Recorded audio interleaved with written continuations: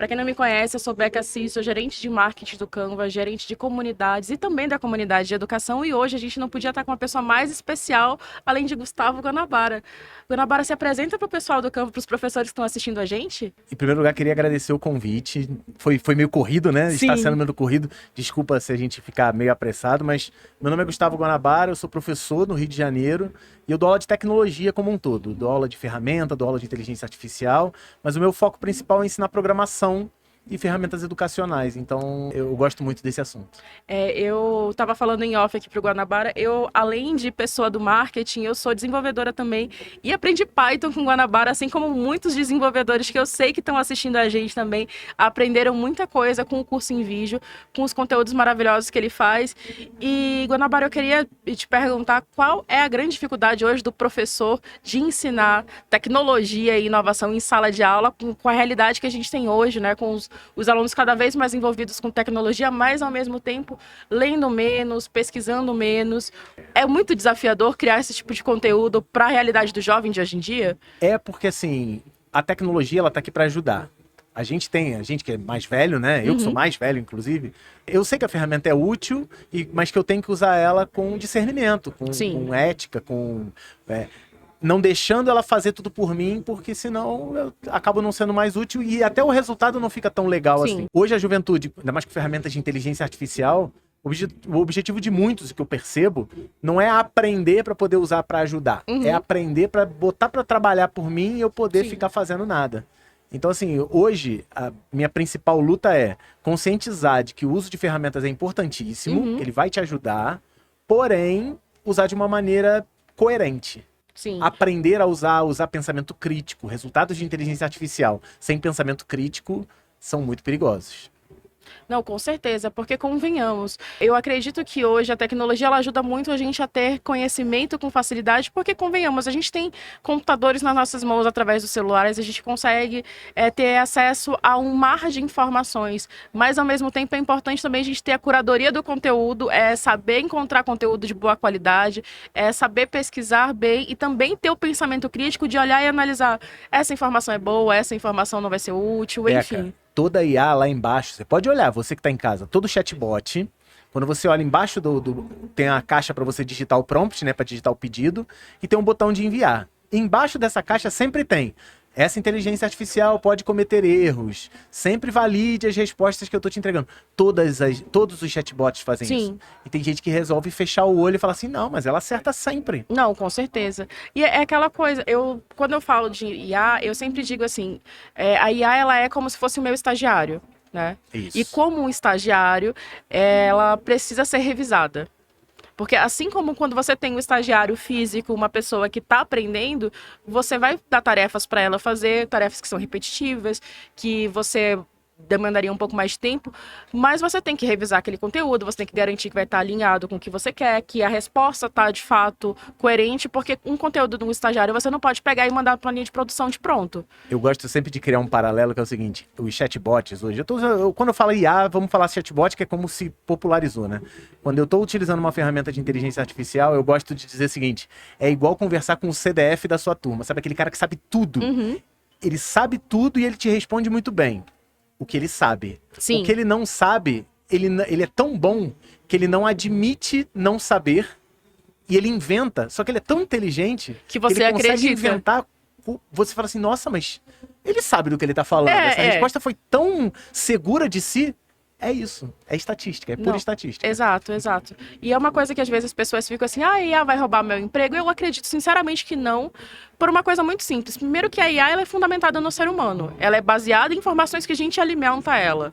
E segundo que a IA sozinha, ela não gera. Você precisa dar o comando, você precisa ter a criatividade para montar um prompt correto. Sim. Então precisa ter o fator humano para fazer isso funcionar, né? Eu gosto sempre de usar... Até no podcast que eu gravei com o Sakane, eu criei esse paralelo para ele gostou bastante, que é o seguinte: a nossa IA, ela é generativa. Sim. Então ela gera, ela não cria.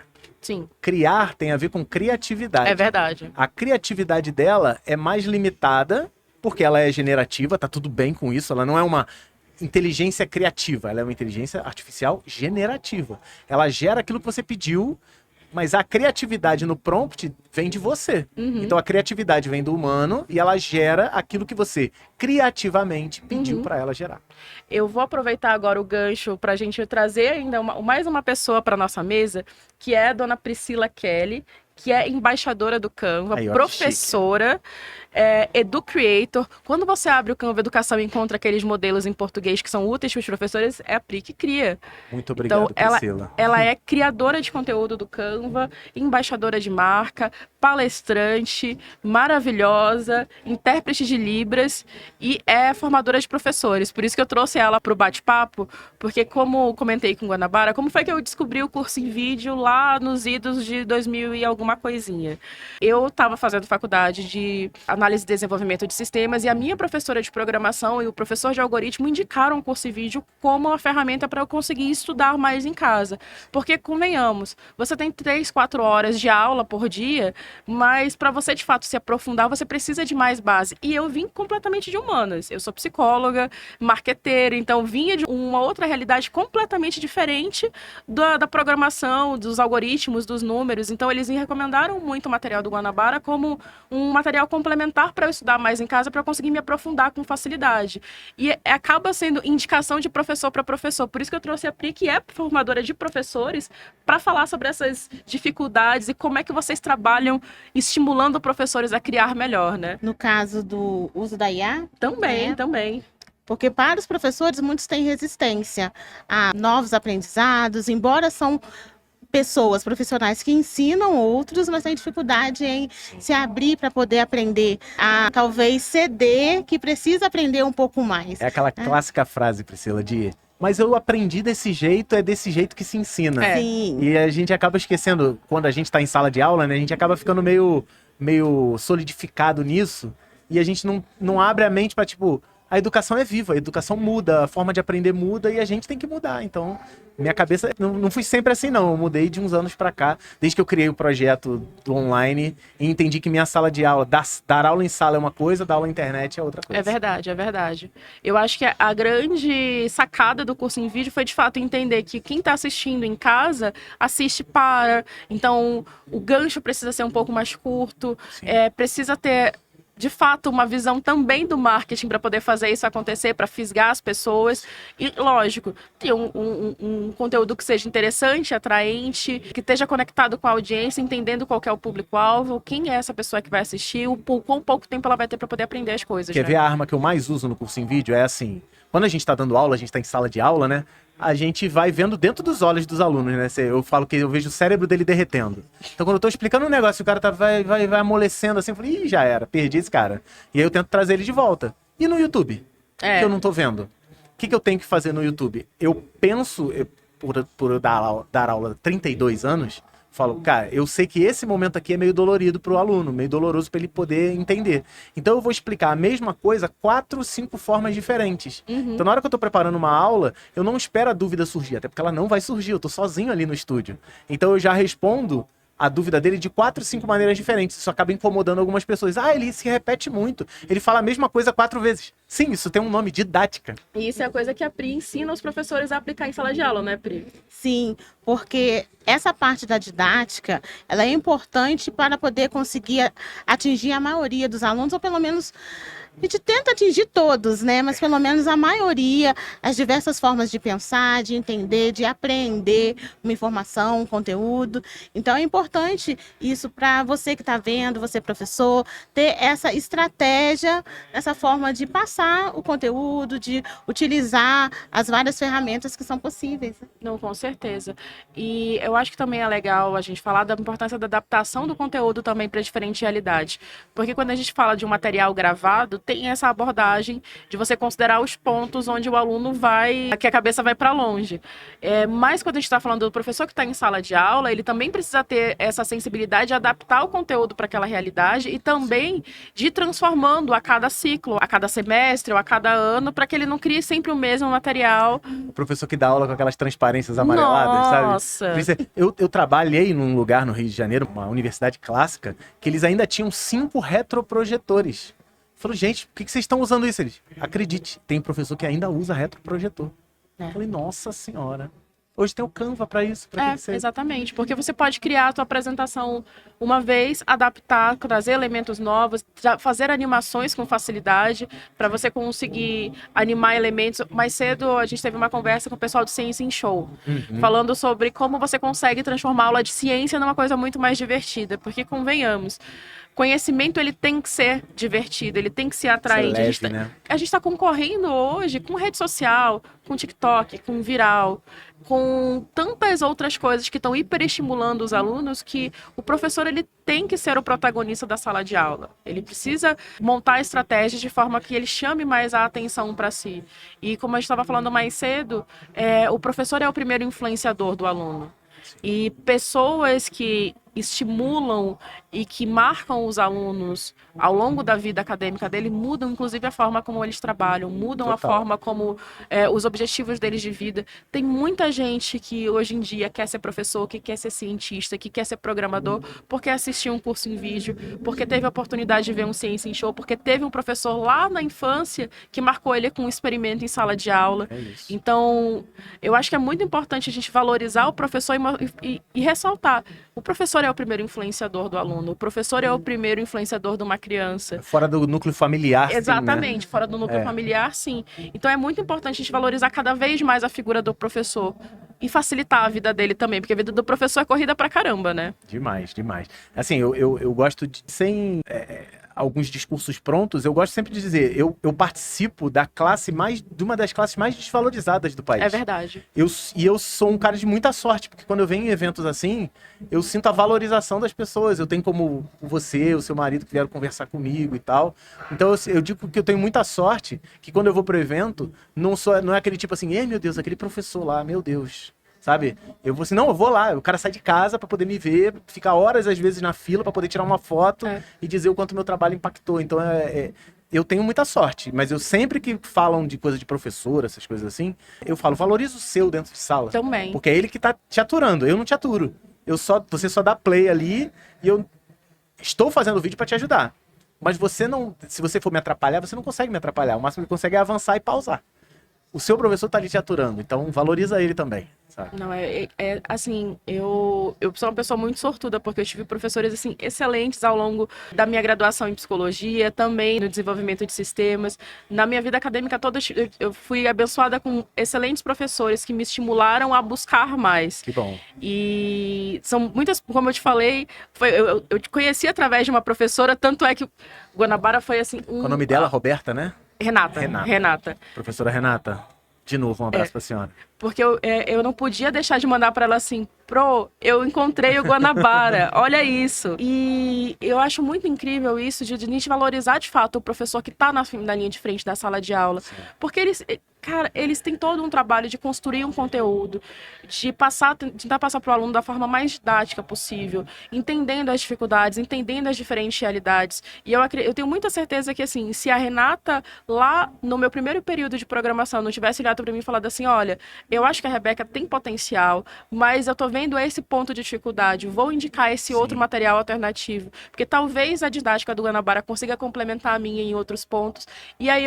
ela vai ter uma performance melhor, talvez eu não tivesse nem terminado o curso. Que bom, fico feliz e sou muito grato por isso, porque assim, a gente tem uma quantidade muito grande de professores no Brasil que fazem isso, alunos que fazem isso. Sempre que vou ao evento, uma das missões que eu tenho pra mim é sempre pedir, provavelmente agora você já não precisa mais de mim, você não precisa mais de mim. E faz parte, todo professor trabalha para que você não precise mais dele. Sim. Então é um trabalho meio ingrato, né? Às vezes a gente se despedir de um aluno que a gente passou 4 ou 5 anos participando da formação dele, mas faz parte da formação. Depois de 30 anos a gente já acostuma. Mas eu fico muito feliz, e o que eu peço dos alunos é, talvez agora você não esteja precisando de mim, talvez agora ainda precise. Algum dia você não vai precisar, mas aí eu passo a precisar de você. Quando você encontrar alguém com dificuldade, chega lá e indica o meu conteúdo. Sim. Chega lá e fala, faz, porque é uma dúvida muito comum na área de tecnologia, essa modernidade é muito importante, né? Esse curso está atualizado? Eu falei, gente, eu trabalho com ciência da computação. Sim. Ciência da computação sempre está atualizada. Os fundamentos de programação sempre estão atualizados. Então não é porque o vídeo foi gravado em 2016, que agora em 2026, ele não está atualizado. Ele está sim. E quando não está, eu tiro ele do ar. Então pode indicar sim, e por favor, se você está em casa e você assistiu ou assiste meu conteúdo, no momento em que você não precisar de mim, e se esse momento já chegou, parabéns, indique o meu conteúdo para as pessoas. Sempre tem um grupo de WhatsApp, sempre tem um grupo de faculdade, sempre tem um grupo de colégio. Eu trabalho, eu vivo do boca a boca de vocês, de quem eu ajudei. Não, é verdade. E, sinceramente, é um trabalho muito inspirador para todo mundo. Obrigado. E eu acho que uma das coisas também mais legais é como tem conteúdo variado para os diferentes níveis de conhecimento. Sim. Porque eu comecei do aula 1 do Python e fui até o final. Como ser um programador. Exato. Primeira aula, primeiro minuto, fui desde o primeiro passo. Mas tem gente que já tem um conhecimento um pouco mais avançado e que consegue ir das aulas posteriores. Sem problema. E tem aulas para todos os níveis, né? Sim, inclusive um recado. Todo mundo fala assim, e o mundo 4 nunca sai. O mundo 4 saiu agora essa semana, começou a sair essa semana. Então o meu presente de Natal para a comunidade do curso em vídeo foi o lançamento do módulo 4, que a gente fala sobre orientação a objetos com Python, que é um assunto muito importante. Sim. E depois eu ainda quero falar um pouquinho sobre ciência de dados, que é uma coisa muito importante também. Enfim, o curso de Python não morreu e ele está de volta. Então se você já está um tempão sem acessar o curso em vídeo, pode acessar lá que Eu tá no vou ar. fazer, apesar de não estar mais trabalhando na área, vou fazer porque Eu quero seu convenhamos. feedback para ver se está funcionando ainda. Com certeza, com se é certeza. útil.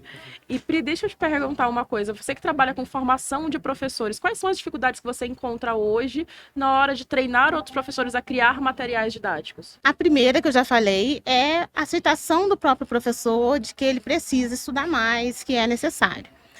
E a segunda que eu observo é achar materiais que eu consiga trabalhar com esses professores de uma forma mais objetiva. Porque o professor vai reclamar que não tem tempo, então ele precisa de algo que... Tem professor até que fala, não, eu preciso que desenhe mesmo para mim, porque eu não vou ter tempo de ler isso daí tudo, não. A gente exige que o aluno leia, né? Mas como professor não tem o tempo, precisa de algo que seja muito didático, muito visual, para que ele naquele pouco tempo consiga também estudar e se atualizar. Não é. E você, Guanabara, eu sei que você me falou que também ainda está vinculado à educação básica, né? Com o ensino médio técnico, mas não está mais em sala de aula. Como é que você lida também com essas dificuldades dentro da tua realidade? É uma saudade dos meus alunos, de verdade. De vez em quando eles me irritavam. É porque assim, como eu disse, eu sou um professor de muita sorte. Eles falavam uma frase que eu odiava, mas acabava que me dava uma paz, que era o seguinte: quem dá aula de programação aqui na escola é o Guanabara, ele não é professor não, ele é youtuber. Então eu falava, gente, pelo amor de Deus, todo mundo, cala a boca, ele podia estar gravando pro YouTube, tá aqui dando aula. Então eu ganhava um respeito que era extra, sabe? Então era mais fácil dar aula, eu roubava no jogo. E eu também, às vezes eu tenho a impressão de que quando a gente vê o professor como influenciador, como dentro da nossa comunidade de professores embaixadores do Canva, a gente tem muitos influenciadores digitais. Priscila é uma delas, tem um canal Fiz no Canva, também, que ensina professores a criar conteúdos. Temos a Miriam Navarro, que não está aqui com a gente hoje, mas beijo, Miriam, que também é embaixadora do Canva, tem mais de 100 mil seguidores, ensinando professores a como conseguem criar conteúdos didáticos, também utilizando o Canva. Eu acho que quando a gente tem um professor que ele é influenciador, ele acaba sendo um pouco diferente dentro da sala de aula. É porque o aluno vê não como professor, mas de fato como influencer. E é interessante isso também, né? Eles ficavam perguntando quanto que eu ganhava por mês. Aí eu abri o painel pra mostrar. Eles, é tudo isso, professor? Eu falei, é isso aí. Mas então eu quero também. Eu falei, então, mas aí você vai ter que... Você tem que estudar pra isso. São 10 anos que eu faço isso. Você tem disposição pra 10 anos? Eu digo mais que isso, você tem que estudar para isso também, para você conseguir analisar uma proposta comercial, para você conseguir analisar um contrato, para você não cair em furada, para você conseguir montar a tua estratégia com eficiência. Então tem que estudar, gente. Não importa se você quer ser influenciador ou não, tem que estudar também. Até para fugir das marcas que querem se aproveitar de você. Exatamente. O cara vem e oferece, eu mando para você um saco de café e você faz propaganda para mim. O cara, nossa, um saco de café. Olha, esse podcast foi patrocinado pela marca do Café Joãozinho. Não foi, irmão. Ele só te mandou um saco de café. Exatamente. Mas é que é a cultura do influencer, né? É verdade. Pro jovem hoje, eu recebi um lacinho de cabelo, nossa, agora eu sou patrocinado. É verdade, é verdade. Pessoal, o nosso bate-papo hoje, ele é um pouquinho mais curto, porque assim, a gente tá no meio de um evento, a gente tá aqui no Space Today Experience, então eu consegui pegar o Guanabara aqui rapidinho para ele conseguir participar com a gente. Então, Guanabara, muito obrigada. Queria que você deixasse suas últimas palavras pro pessoal que tá assistindo pra gente, os professores que vão acompanhar essa gravação daqui a algum tempinho, porque a gente vai lançar esse vídeo no Volta às Aulas, os professores voltarem super inspirados. Deixa as suas palavras pra gente. Vou deixar o recado pro professor mesmo. Professor, entenda que a cabeça do seu aluno mudou, não é a mesma cabeça de que quando você era um jovem. E você não é falar a linguagem dele, não é sobre fazer amizade, é sobre entender que as coisas mudaram, a geração atual ela tá muito imediatista, ela não pode esperar 3 horas para o senhor entrar no conteúdo, porque o senhor quer mostrar a origem, toda a parte acadêmica, que é muito importante. Então, o que eu aprendi foi o seguinte, vou usar a origem como exemplo, né? Eu adoro a origem das coisas, adoro saber como surgiu. A gente entende muito para onde a coisa vai quando você entende de onde ela vem. Só que eu não tenho uma aula para isso. A cada aula eu vou dando uma pílula disso, uma pílula daquilo. Eu pego o meu conteúdo acadêmico, eu diluo durante todo o semestre acadêmico. E aí eu acabo ensinando a mesma coisa, só que não são aqueles módulos. Quando eu sinto que eu tô perdendo a turma, eu falo, gente, vamos fazer um exercício aqui. Aí eu começo a ter exercícios criativos. Olha, vamos fazer um programa aqui de visualização no TikTok. Vamos imaginar que cada visualização vai me dar 10 centavos de dólar. Quantas visualizações ele vai precisar e tudo mais. Aí os caras ficam tipo... Nossa, isso aqui é interessante. Eu sempre tento trazer alguma coisa desse maneira. Eu tenho certeza que bons professores que estão assistindo falam assim, mas eu já faço isso. Só continua que você já está no caminho certo. Mas se você é um daqueles professores que está falando assim, não, mas do meu jeito que eu aprendi, é o jeito que eu ensino. Então, o jeito que seu pai aprendeu não foi o jeito que você aprendeu. Então, por que quando o seu filho vai aprender tem que ser do mesmo jeito que você ensinou? Eu sempre gosto de trazer isso, que a educação é viva, e ela tá vivendo e talvez você tenha parado no tempo. Então não pare, não deixe. Porque é muito triste você sair de casa e entrar no piloto automático. Todo dia sai, trabalha, volta para casa. Eu sei que é árduo, eu sei que é necessário. Eu passei por isso por muitos anos da minha vida, mas existe uma saída. Pode acreditar que existe uma saída. Eu encontrei. Eu só não sei o mapa. Eu perdi o mapa, de verdade. E não é porque eu não quero que você chegue lá, né? Eu não quero que você repita o que eu faço. Mas... é difícil, precisa de persistência, mas a gente consegue. A gente é persistente. A gente está trabalhando com educação. Se a gente tem uma coisa, é persistência. Seja persistente. Não, é verdade. Gente, muito obrigada. Guanabara, novamente, muitíssimo obrigada pela tua disponibilidade de vir conversar com a gente. Obrigada por conversar com os professores que estão utilizando já o Canva Educação. E você, professor, que está assistindo a gente, se você ainda não tem acesso à conta educacional, o link está aqui embaixo para você conseguir acessar. Clica e vê se o teu e-mail institucional já está funcionando, porque muito provavelmente a tua secretaria já disponibiliza. E se a sua secretaria não está utilizando, ou se a sua escola não tem ainda acesso ao Canva Educação, entre em contato com a gente para a gente conseguir liberar para a tua escola, porque a ferramenta é gratuita e está disponível para professores e alunos do Brasil inteiro para vocês utilizarem. Pessoal, muito obrigada. Guanabara, novamente, muitíssimo obrigada. Agradeço. Até a próxima e nos vemos em breve, gente. Tchau, tchau. Valeu, tchau, tchau.